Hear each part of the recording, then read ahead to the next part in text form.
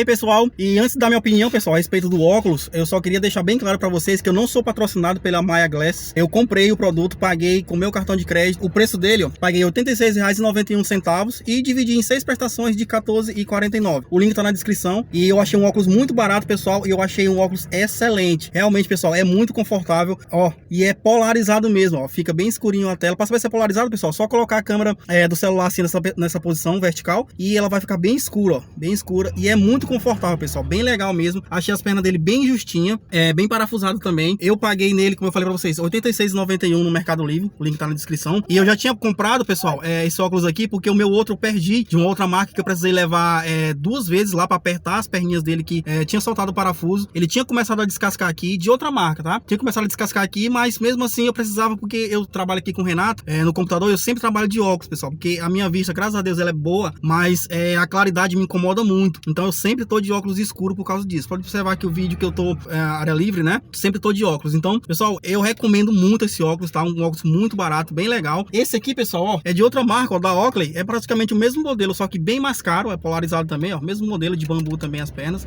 E esse aqui da Maya Glass, pessoal, eu gostei muito, muito mesmo. É bem confortável. Minha vista tá muito confortável com ele. E hoje é o primeiro dia de uso dele, né? A referência dele, pessoal, ó, óculos de sol quadrado Bambu Premium Maya Zone original. Essa é a referência. Vou deixar o link para vocês, pessoal. E repito, não fui patrocinado, não sou patrocinado pela Maya Glass. Tá aí o comprovante de compra do Mercado Livre. Comprei e paguei. Então eu tenho o direito de falar bem e de falar mal. Então é um óculos muito barato, polarizado e um óculos bem legal, e por isso que eu recomendo para vocês, ó. Muito detalhe aqui, pessoal, bem legal, muito confortável o óculos. A Maya Glass tá de parabéns, tá bom? Então é isso aí, pessoal. Se gostou do vídeo, deixa o like, se inscreve no canal para dar aquela força pra gente, tá bom? Tem um link no Instagram aí, pessoal. Pode seguir a gente lá. O nosso canal aqui a gente fala sobre unboxing de vários produtos e principalmente som automotivo. E eu sou um dos poucos do YouTube que responde todos os comentários positivos ou negativos. Então é isso aí, pessoal. Um produto que eu super recomendo, Maya Glasses, um excelente produto, um excelente óculos polarizado, e minha vista agradece, tá bom? É isso aí, pessoal. Deus abençoe você, Deus abençoe a sua família. Muito obrigado e até o próximo vídeo, pessoal. Valeu!